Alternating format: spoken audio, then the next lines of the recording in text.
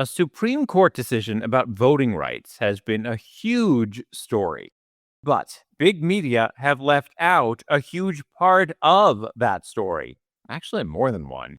Historically, there have been a bunch of times when groups of Black Democratic voters and conservative, mostly white voters fought together on the same side of redistricting.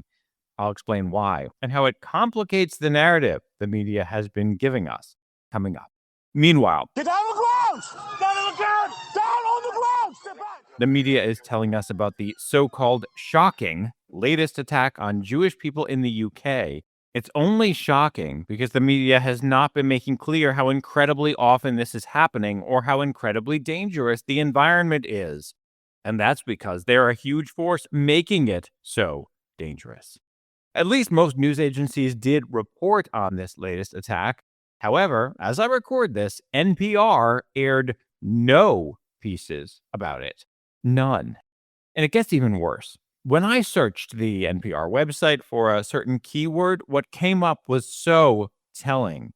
Send this episode to anyone you know who is even thinking about contributing to NPR.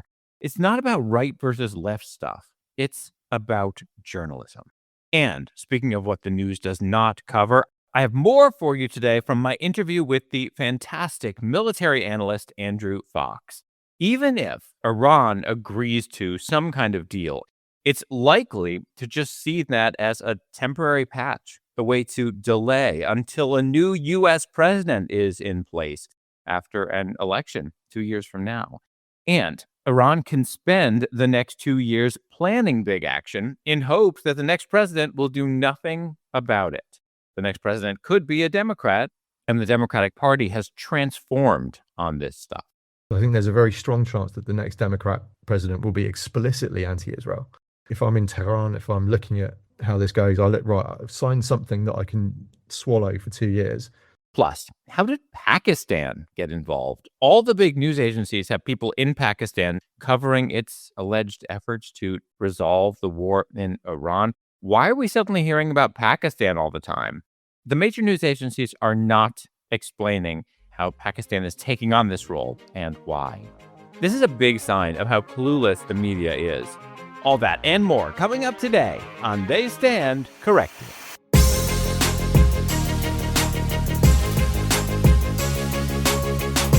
Hello and welcome. So great to have you here. My name is Josh Libbs, and this is my podcast, They Stand Corrected, which fact-checks the news. I spent 20 years in big mainstream media, 10 on NPR, 10 on CNN, where I became basically the lead on-air fact-checker. But I've always seen how desperately the media itself needs to be fact-checked, and no one was doing that. So I launched this. At the top of the show, I always like to thank some people who are helping the show grow. Today, I want to thank someone who has been pushing it on social media. Joseph Rosenfeld called this podcast amazing. Wow, thank you. I really appreciate the support. And thank you to everyone who is spreading the word. You should know that there is a newsletter that comes along with this show. I don't expect you to take my word for anything. You can see links, images, and more in the newsletter. It's free. You'll find a link in the show notes. It's on Substack. It's at theystandcorrected.substack.com. And this show relies on support. So you can support the show by choosing to become a paid subscriber. If you do that, you get extra content, including annotated, edited transcripts and more. Learn all about that in the show notes as well. All right, lots to dig into today. I'm going to start with this Supreme Court decision. It was a stop the presses moment when it happened. News agencies rushed to cover it. But just like so many other SCOTUS decisions, the reality here is more complex than the news makes it sound. Here was CNN talking about this decision involving the creation of a majority Black district in Louisiana. The power of Black voters had been diluted because of the way a map had been drawn. A lower federal court had ordered a second Black majority district to be drawn as a remedy to that vote dilution. Another court had come in and said that that's unconstitutional. And this court today indeed threw out the original map that had given Black voters in Louisiana a second district where they could elect a candidate of their choice. That is CNN's chief Supreme Court analyst, Joanne Biskupic, She explained a likely result of this decision. What it'll do is give Republicans across the South much more of a stronger hand than Democrats, just because of what past voting patterns have been. That is probably true, and this was a decision by the 6 conservative justices appointed by Republican presidents against the 3 liberal justices appointed by Democratic presidents. And in this case, this result is what Republican leaders were pushing for. But the reality here and the history leading up to this are both more complex than the news has been letting on. You probably would not know this from the coverage in recent days in the major media, but historically, there's been what some people call strange bedfellows. I think that's what we called it in my story a bazillion years ago about this on NPR. It's also been called an unholy alliance between 2 usually opposing sides. Groups of Black Democrats and groups of staunch conservative, overwhelmingly white voters have at times been on the same side of the battle over redistricting. That is because of simple math. Here's how it worked. Many people who live in areas that are overwhelmingly Black want their community to have a voting bloc together and to choose a representative together when they vote. That makes sense.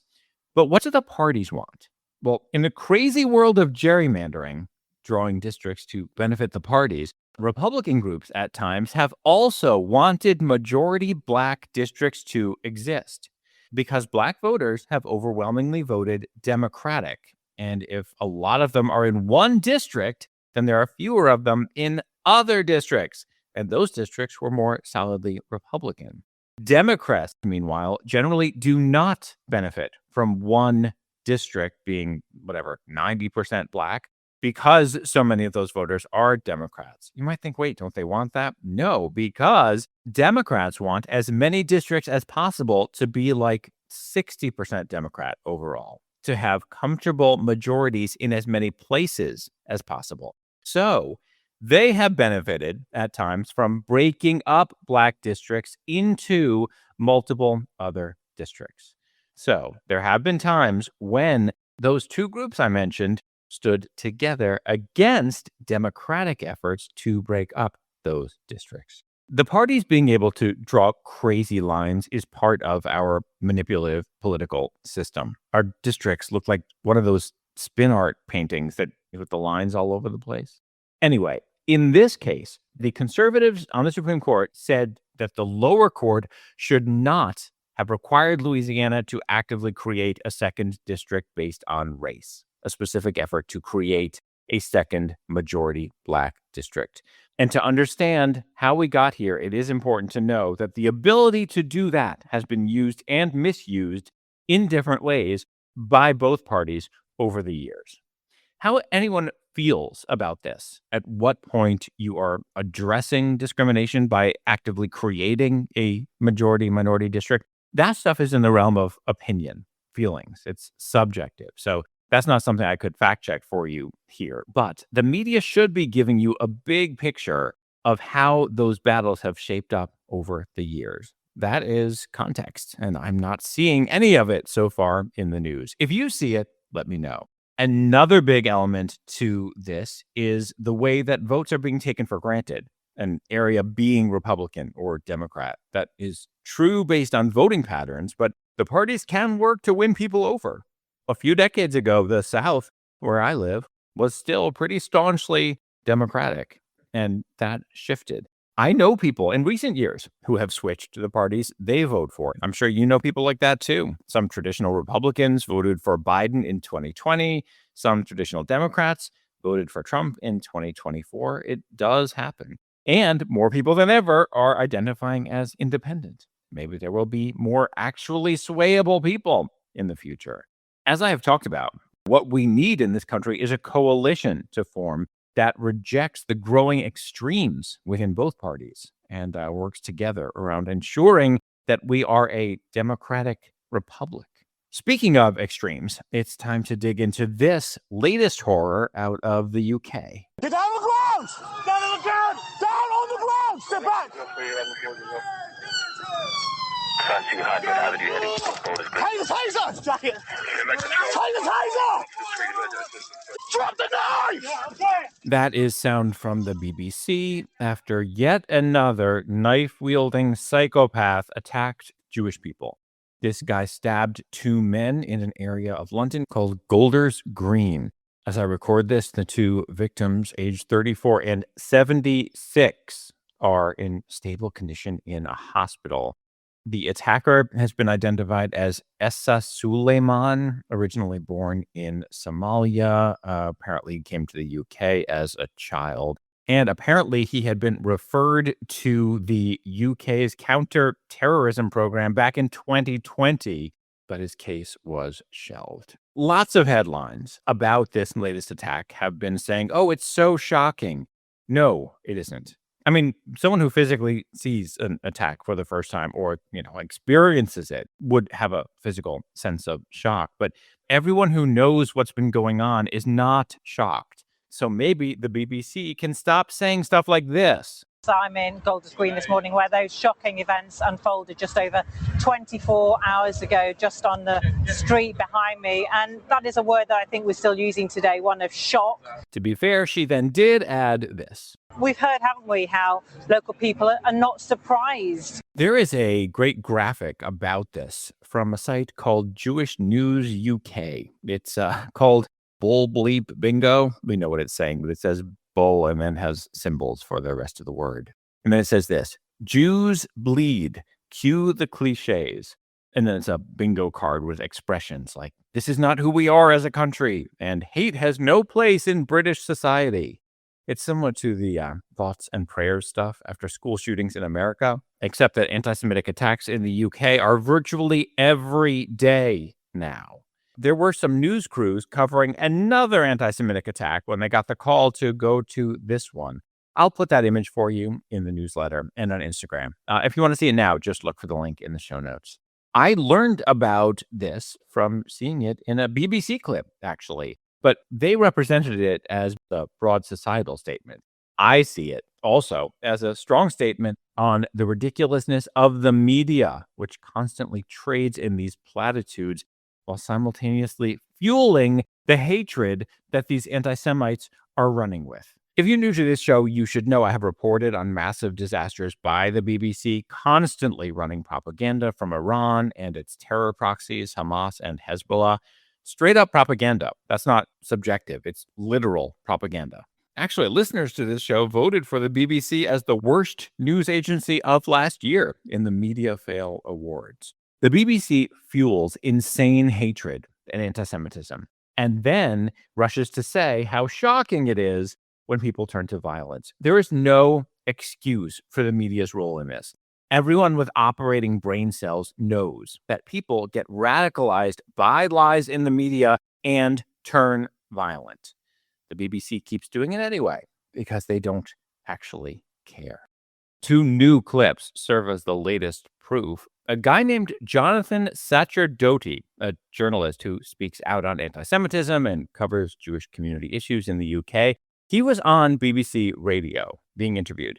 He managed to say this before they could cut him off. He was talking about how to fight back against this violence. By effectively imposing the full force of the law on them, by policing properly, by stopping the ideological root causes of the hatred against Jewish people, by standing up against our national broadcaster, the BBC, when it constantly slurs Israel with calumnies about the Jewish state, by stopping universities from pushing this ridiculous, rabid, anti-Jewish inversion of the news from the Middle East. Awesome that he managed to get that in about the BBC itself. But then he started discussing the UK's far-left political parties.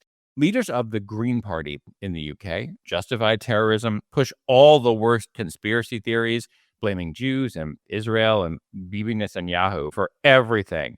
The Bondi Hanukkah massacre, killing Charlie Kirk, deranged, crazy stuff. Anyway, when Jonathan Sacerdote started to talk about these parties, the BBC muted his mic. He, however, recorded the full exchange. So in this clip I'll play for you now, you can hear him and hear what he's trying to say. But keep in mind, BBC listeners, did not hear him. Look, for example, at the disgusting amount of hatred being spread by the Green Party. Look at the disgusting amount of hatred and tolerance of hatred that the far left of the Labour Party. We have really, for the first time in modern British history, these sorts of parties which are accommodating, welcoming, and even well, the thing is, Jonathan, those parties are not here in order to kind of give their perspective on what you are saying. So unfortunately, I'm not able to come back and to share those views with our listeners at the moment. So we will leave that there. So the BBC muted him, saying, well, those parties are not here to respond. And he tried to point out that those parties are given BBC platforms to say stuff all the time with no one responding to them. That brings me to clip number 2. Sky News Australia pointed this clip out. They do a great job on this stuff. So the BBC had a Green Party leader, Rachel Millward. She was part of this town hall type thing, ostensibly to address racial hatred and specifically anti-Semitism, but no one brought up radical Islam, which is by far the main thing driving anti-Semitism in the UK. Then one guy in the audience dared to ask this. You just stated that you've seen racial hatred in the country. Could you please specify where that hatred is coming from? What happened after that is a study in tragicomic obfuscation. She pretended not to understand the question and looked over at the BBC host for help, who also pretended not to understand.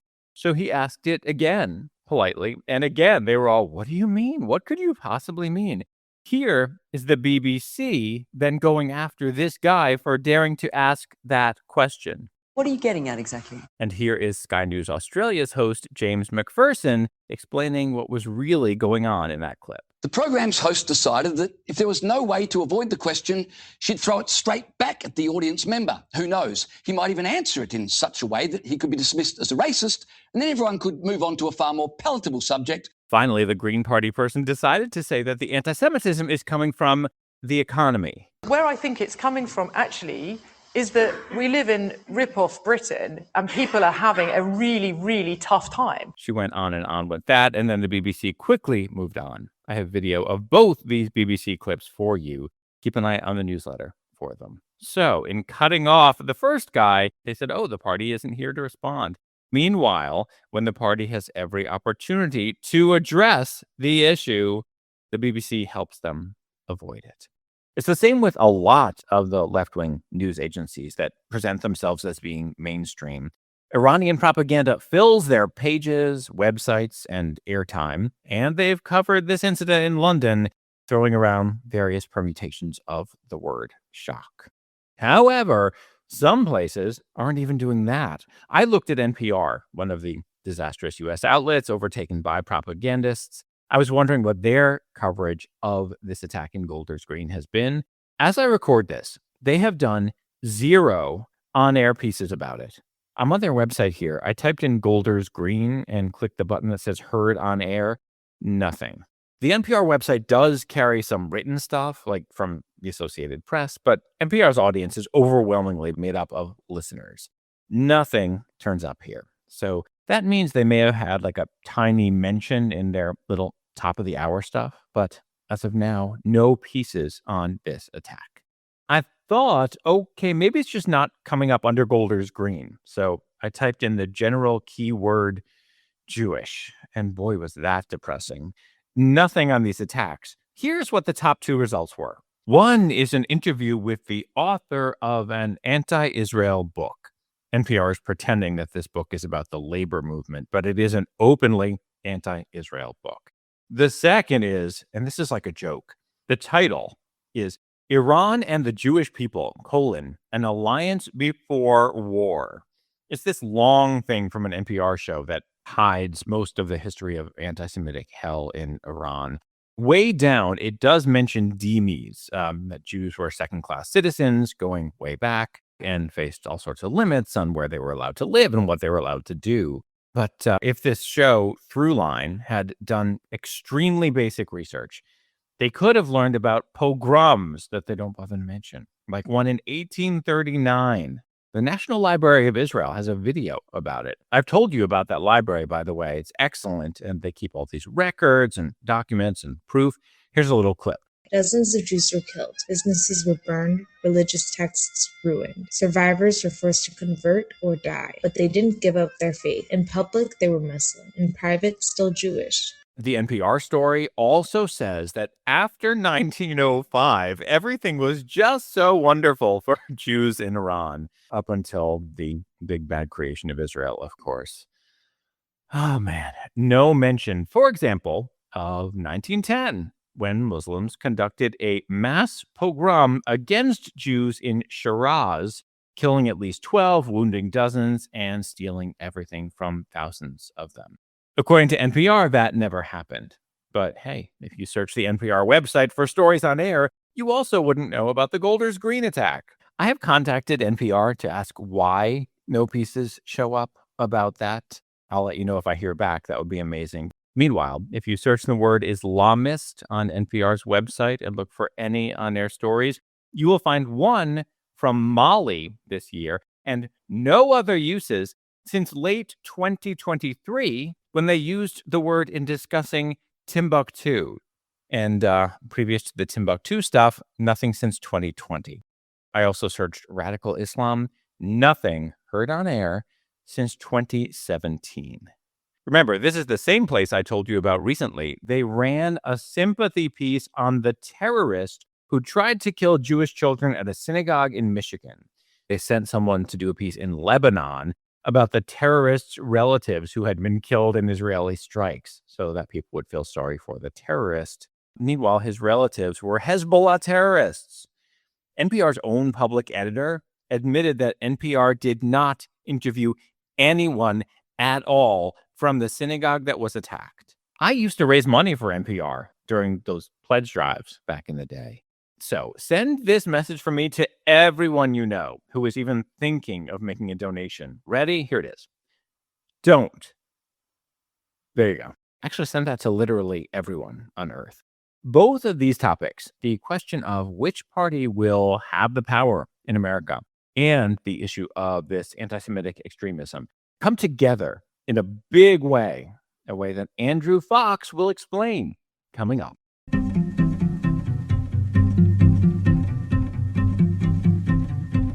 NPR recently received $113 million from two extremely wealthy donors. And the network followed up by asking you to give money. NPR has been publishing social media posts saying, hey, we need you to give money to make all this work possible, right after those big donations were announced.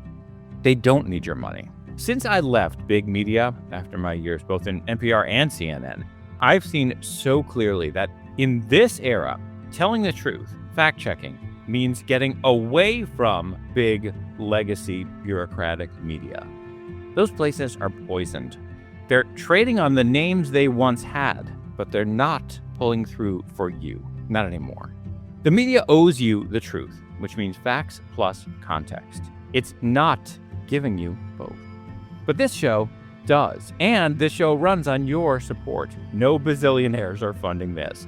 You can support this show in different ways. You can use the Buy Me a Coffee link. There's also a PayPal link, or become a paid subscriber to the newsletter. The additional content you get includes information on how to access virtually any major news outlet online for free, legally.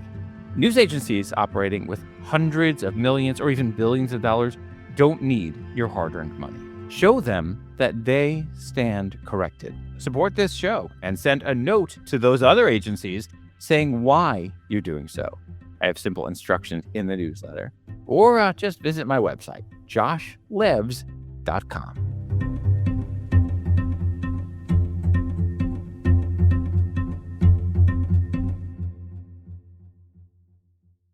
Recently, the fantastic military analyst Andrew Fox joined me on the show. Your responses to that episode have been amazing, and I'm still hearing from folks about this.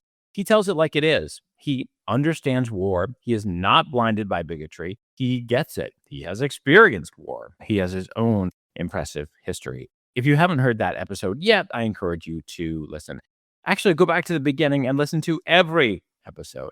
I have more for you today, starting with this. You may have noticed that lately Pakistan is all over the news in the context of this war. How did that happen? Why is Pakistan trying to lead negotiations and serve as an interlocutor here?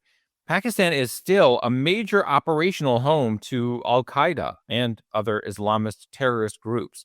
And the Pakistani government has faced attacks from Islamist terrorist groups for not being Islamist enough. Meanwhile, these crazy protesters like to scream that Israel is so young, as though that somehow means anything. They don't know or care that Israel is millennia old, but Pakistan, that name was coined in the 1930s by an Islamist nationalist who combined letters from certain regions to create Pakistan without the I at first, as part of the push for yet another Muslim nation. There are more than 50. Anyway, news agencies have all these reports coming in from Pakistan, but not giving you any context. Andrew explained why Pakistan is trying to take the lead here.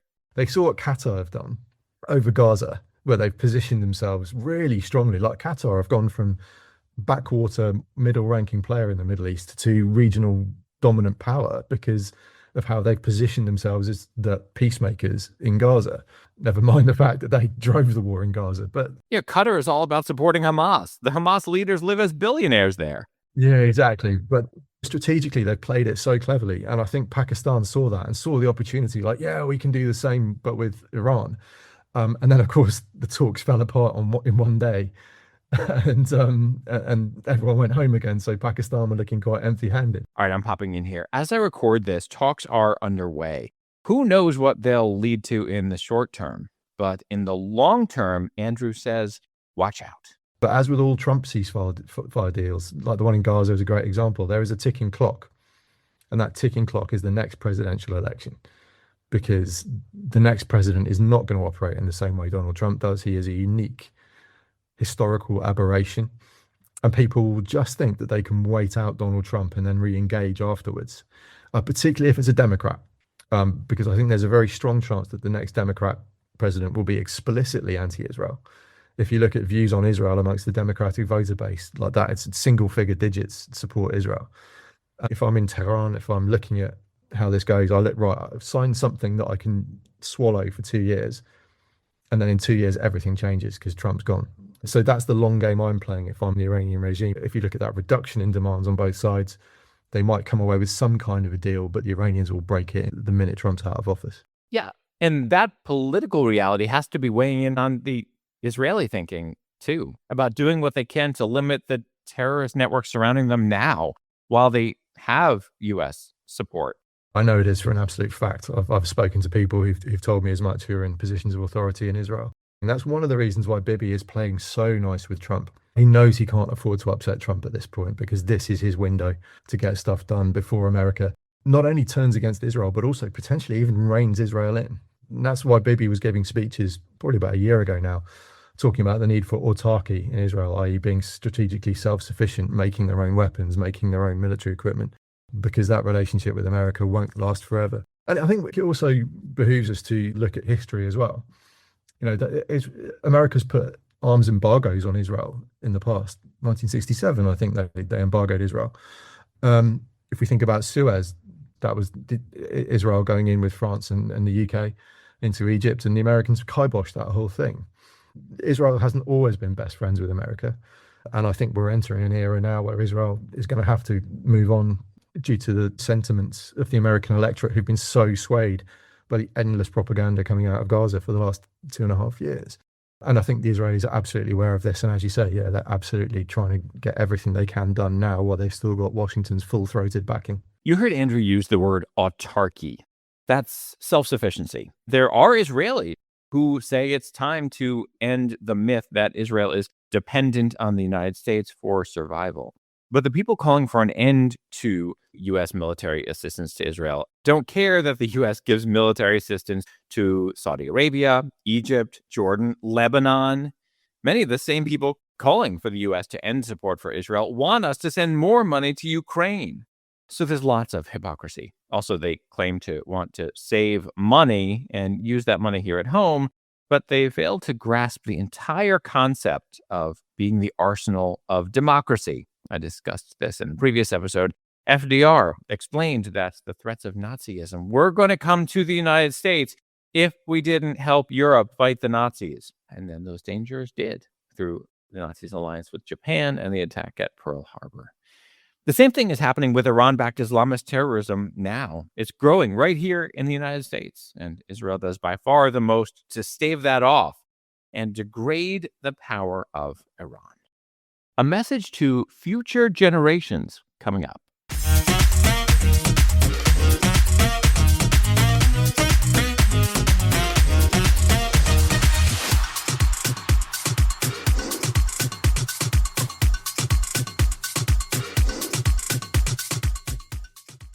Here's something very different about the time we're living in. People are creating records of where they stand. People do this every day through social media posts, through videos, all kinds of things.